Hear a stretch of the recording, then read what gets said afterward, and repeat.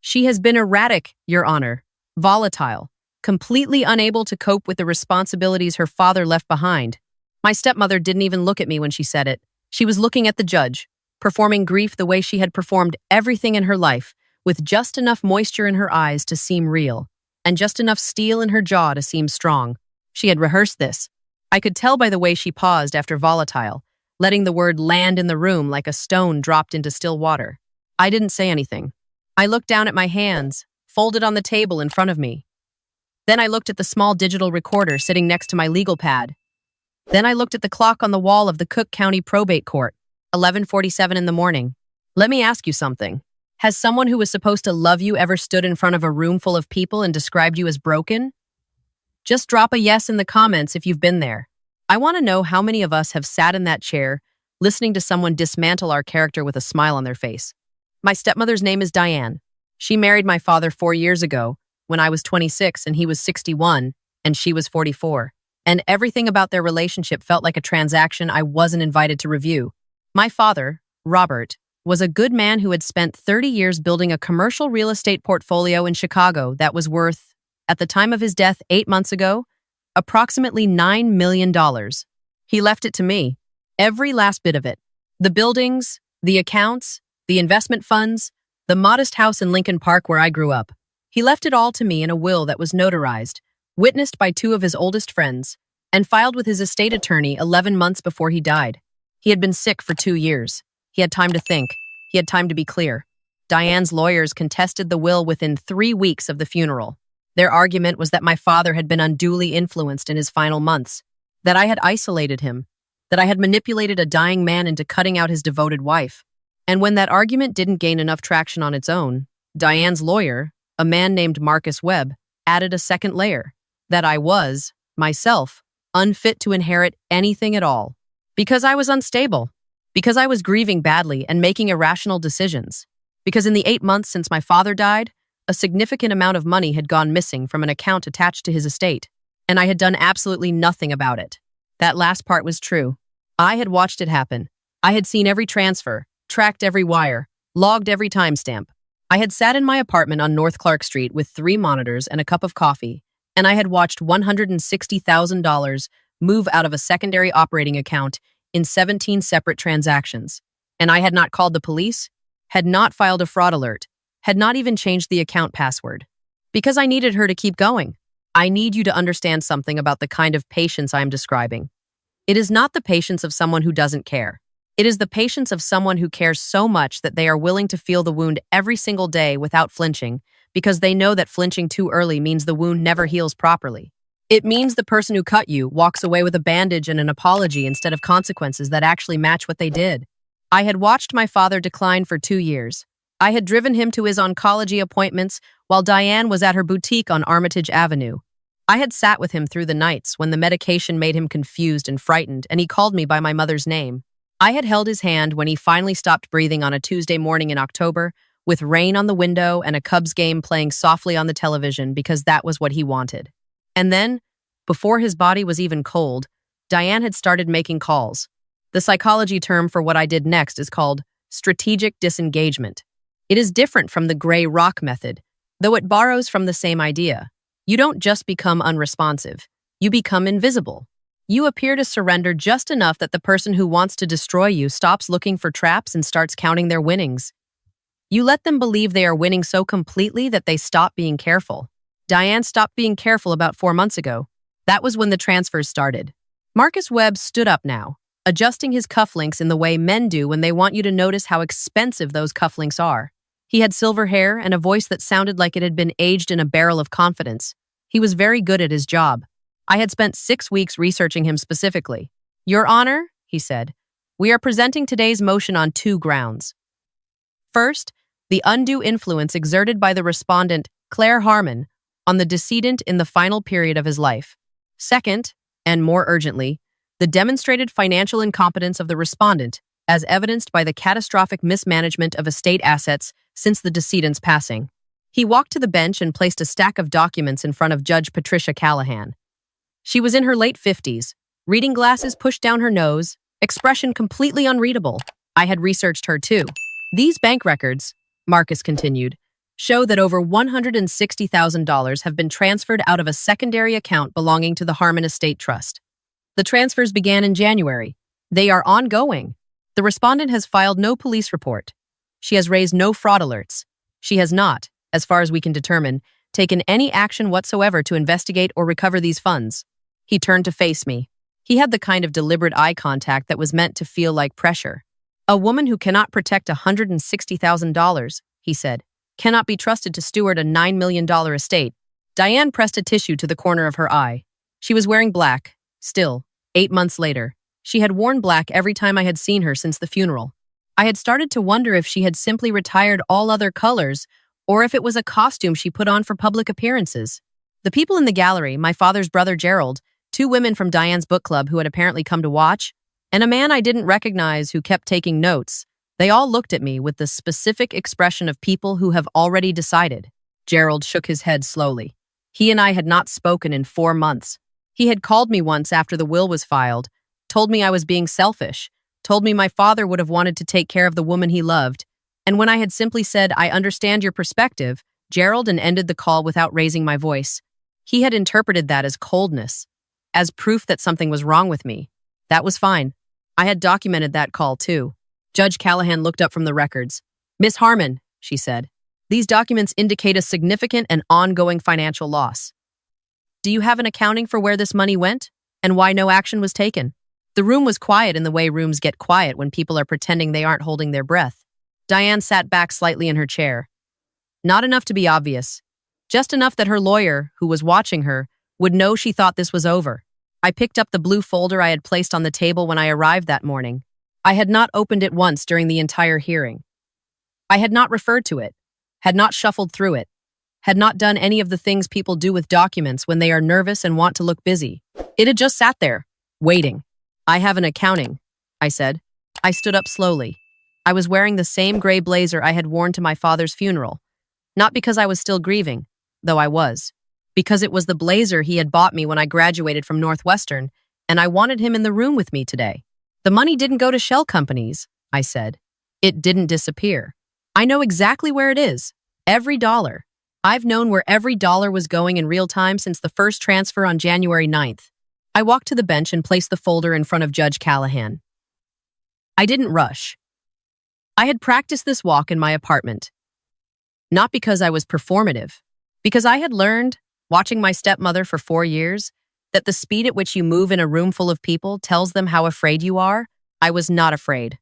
"Your Honor," I said, "what you're looking at is a complete forensic audit of the transfers.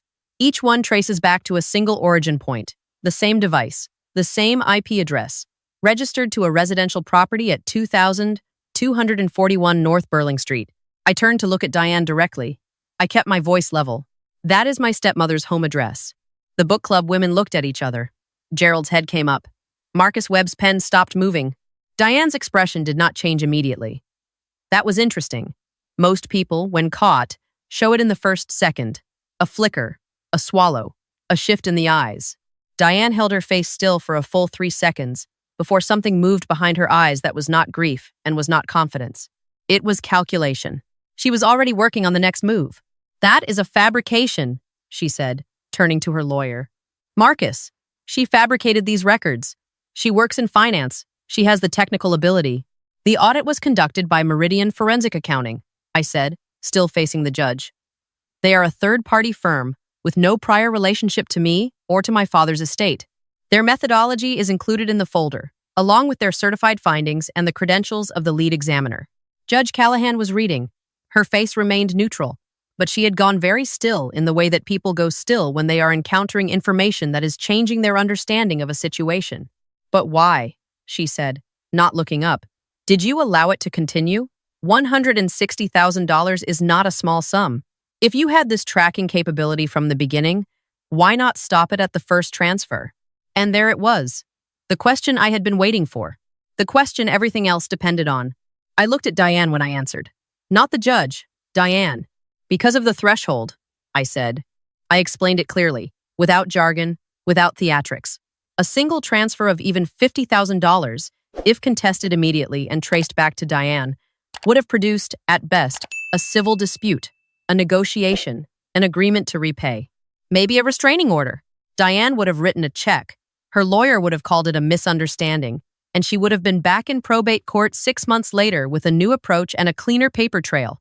But wire fraud across state lines because 2 of the 17 transfers had been routed through a correspondent bank in Indiana, combined with a pattern of transactions exceeding $100,000 in aggregate, combined with the attempted fraudulent control of a contested estate, created a federal exposure that no civil settlement could make go away.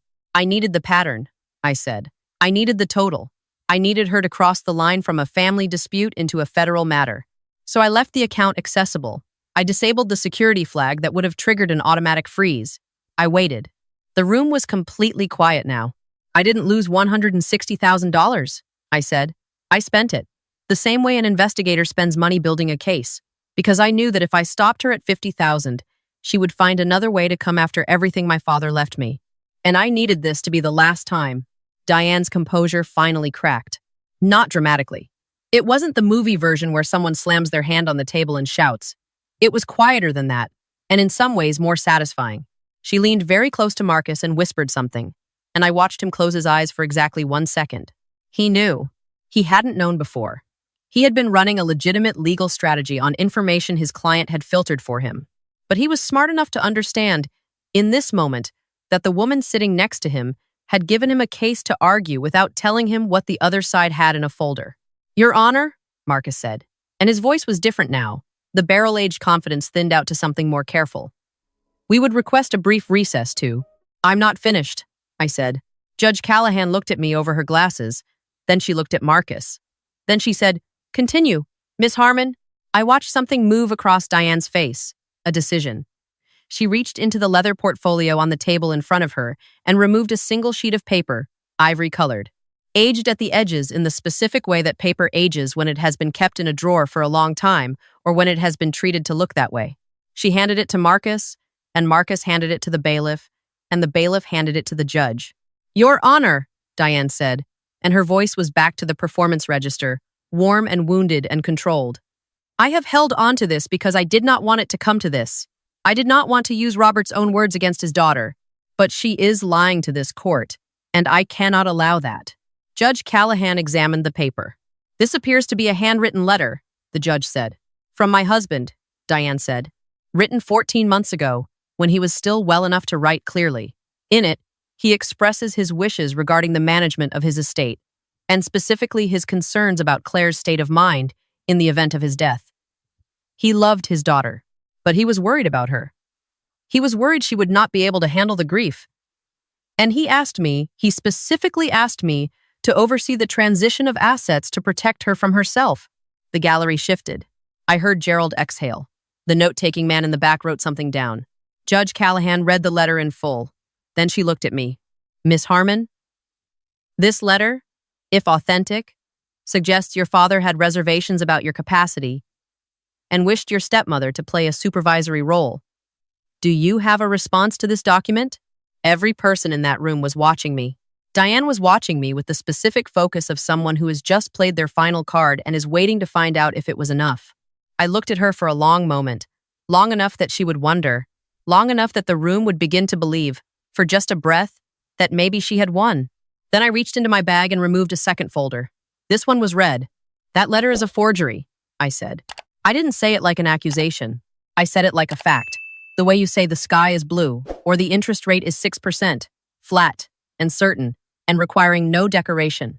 My father's hands had significant tremor in the last 18 months of his life. It is documented in his medical records, which I can provide. The letter Your Honor is holding was written with consistent, controlled penmanship that does not match any of his authenticated writing from that period. I placed a side-by-side handwriting comparison on the judge's bench.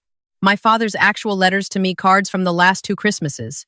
A note he had slipped under my apartment door the week before he died. A short letter he had dictated and hand-signed for my birthday in September. His real handwriting from that period, the tremor visible in every line. Then the certified analysis from a forensic document examiner at the University of Illinois, comparing the forged letter to authenticated samples. The examiner's conclusion is that the letter submitted today was written by a single author who was attempting to replicate my father's handwriting. The pen pressure is wrong. The letter spacing is too consistent. The R in Robert does not match any authenticated signature from the last 4 years of his life. I set the red folder down. Additionally, I said, my father sent me an email 4 days before he died. The subject line was, just so you know. I have the original email, the server metadata, and the timestamp confirmation from his email provider. In it, he tells me, in his own words, that he is aware Diane has been asking him to revise his estate documents. He tells me he has refused. He tells me the will stands as written. He tells me he loves me and he is not afraid. I had read that email so many times in the past 8 months that I had it memorized down to the punctuation. I had read it on the bad nights, when I was not sure I was doing the right thing, when the weight of what I was carrying made it hard to sleep. I had read it like a letter from someone who trusted me to finish what he had started. I placed a printed copy in front of the judge. The room had gone so quiet that I could hear the air conditioning. Diane was not performing anymore. She was sitting completely still, and for the first time since I had known her, she looked small, not contrite, not sorry, just small. The way people look when the architecture they built around themselves collapses, and there is nothing left holding up the image. Marcus Webb set his pen down on his legal pad. He did not pick it up again. Your Honor, I said, I have one more thing. I had debated this part. I had lain awake at 3 a.m, turning it over, asking myself if it was necessary, asking myself if it was too much, asking myself what my father would think. And then I had remembered what he had told me once, when I was 12 years old and a girl at school had been systematically excluding me from every lunch table and social group for 4 months. I had finally told him about it, crying at the kitchen table, asking him what I should do. He had thought about it for a moment, and then he had said, make sure that when it's over, it's actually over, not just paused. I opened the red folder. To its last page. Diane's boutique, Maison Armitage, is financed through a commercial real estate loan originally held by Lakewood Community Bank. Lakewood was acquired 8 months ago by a regional holding company called Northbrook Capital Partners. I am the sole managing member of Northbrook Capital Partners. I heard Diane's breath catch. I acquired the loan note in February, when the acquisition was finalized. As of this morning, Maison Armitage is 93 days past due on its monthly payment. Under the terms of the note, that constitutes default. I filed the notice of default with the Cook County Recorder of Deeds at 8:45 this morning. I looked at Diane. I also hold the personal guarantee on the loan, which means the default attaches to you individually, not just to the business entity. Your personal accounts, your vehicle, and the home on North Burling Street that I just proved was used to commit wire fraud. All of it is now subject to the collection process. She opened her mouth. You came to this court today, I said, keeping my voice even, keeping it quiet, keeping it the temperature of something that has already been decided, to prove that I couldn't manage what my father left me. You wanted to take his estate and leave me with nothing. I want you to understand what has actually happened here. You don't have a business anymore. You don't have a house. You don't have a strategy. What you have is a federal wire fraud exposure, a forensic document examiner's report that says you forged a dead man's handwriting, and a default notice that I signed at my kitchen table this morning, before I drove here. I closed the folder. You can contest the will for the rest of your life, I said. It won't change anything, because there is nothing left for you to reach. For a long moment, Diane just looked at me. And I understood, watching her, that she had genuinely believed she would win. Not because she was delusional, because she had watched me for 4 years and she had seen someone quiet and careful and unwilling to make scenes, and she had mistaken that for weakness. She had mistaken my silence for emptiness. She had looked at me the way people look at still water and assumed there was nothing underneath. Judge Callahan set down her pen. Mr. Webb, she said, I would strongly advise you to counsel your client on the advisability of proceeding with this motion. Marcus leaned over to Diane and spoke quietly for about 45 seconds. I watched her face during those 45 seconds. I watched the calculation run its course. I watched her understand that there was no version of the next 6 months that ended well for her if she continued. She signed the withdrawal. She did it without looking at me. She signed it and pushed the paper across the table and said, very quietly, to no one in particular, Robert would be ashamed of you. I let that sit in the air for a moment. I had prepared for this. I had thought about what I would say, had rehearsed several responses, had considered righteous anger and cold logic and silence. In the end, I said, my father wrote me an email 4 days before he died to make sure I knew he trusted me. If he wanted to say something different, he had the chance. I picked up my folders. I picked up my recorder. I picked up the blazer he had bought me and I put it over my arm. The doors of the courtroom opened behind me. Two people walked in, and they were not lawyers. They were a man and a woman in dark jackets, and they walked directly to the plaintiff's table, and the woman showed Diane a badge, and the man began explaining her rights to her in the level, unhurried tone of someone who does this regularly. I had contacted the U.S. Attorney's Office in November. I had submitted my preliminary documentation in December. I had followed up every 3 weeks for 5 months. The indictment had been sealed pending today's hearing, which we had coordinated carefully, because I wanted the arrest to happen in this specific room, in front of these specific people. Not out of cruelty. Out of completeness. Gerald was standing up in the gallery. He was looking at Diane, then at the federal agents, then at me, with an expression that was trying to rearrange itself from judgment into something more neutral and finding it difficult. The two book club women had already gathered their things.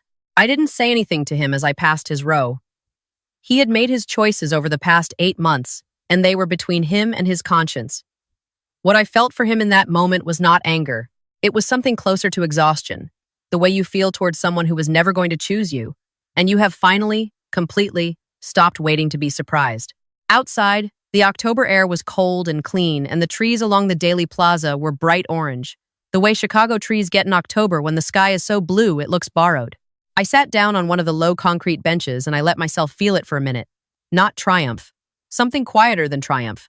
The specific relief of a weight that has been on your shoulders for so long that you had stopped noticing it was there, and then it lifts, and you realize how long you had been carrying it. I thought about my father, the real version of him, not the version Diane had been performing grief for. The version who had taught me to ride a bike in this city, who had taken me to every home opener at Wrigley until I was old enough to go on my own, who had sat across from me at a kitchen table and told me to make sure that when it's over, it's actually over. It was over. I took out my phone. I had one voicemail from my attorney, 2 text messages from a college friend who knew today was the hearing, and a calendar reminder for a property management call at 2 o'clock. $9 million in commercial real estate does not manage itself, and I had already been its steward for 8 months, whether the court had officially confirmed it or not. I called my friend back first. She picked up on the second ring and said, "Well, it's done," I said. "Are you okay?" I thought about that for a moment. The honest answer was complicated. I was okay in the way you are okay after something that was necessary but costly. I was okay in the way my father was okay at the end, not without loss, not without grief, but clear. Clear about what mattered and what didn't. Clear about what I owed and to whom. "Yeah," I said. "I'm okay. There is something I want to say to anyone watching this who is in the middle of it right now. In the middle of the gaslighting. In the middle of the family members who have chosen the person who is hurting you because it is easier than choosing the truth. In the middle of the long, slow work of documenting and waiting and holding yourself together when every instinct is screaming at you to react. The reaction is what they need from you. The outburst, the crying, the accusation in the parking lot, all of it feeds the story they are telling about you. Your volatility, your instability, your inability to cope. Every time you react, you hand them a sentence to use in the next hearing. So you become still. Not because you don't feel it. You feel it more than anyone knows. But you become the kind of still that is the opposite of empty. You become still the way a photographer is still before they take the shot. Focused, waiting, gathering everything. And then, when the moment comes, you don't explode. You just open the folder. I walked back to my car. I had a 2 o'clock call. I had a building in Wicker Park that needed a new roof, and a tenant in Lakeview who was 3 weeks late on rent, and a property tax appeal I had been meaning to file since August. My father had spent 30 years building something real, and he had left it to me because he knew what I would do with it. He had known me my whole life. He had known me in the way parents know their children when they have actually been paying attention, which is completely and irreversibly and without the need for proof. I drove north on Lake Shore Drive with the windows down and the lake gray-green on my left and the city rising on my right, and I thought about the email he had sent me 4 days before he died. The one that said he was not afraid.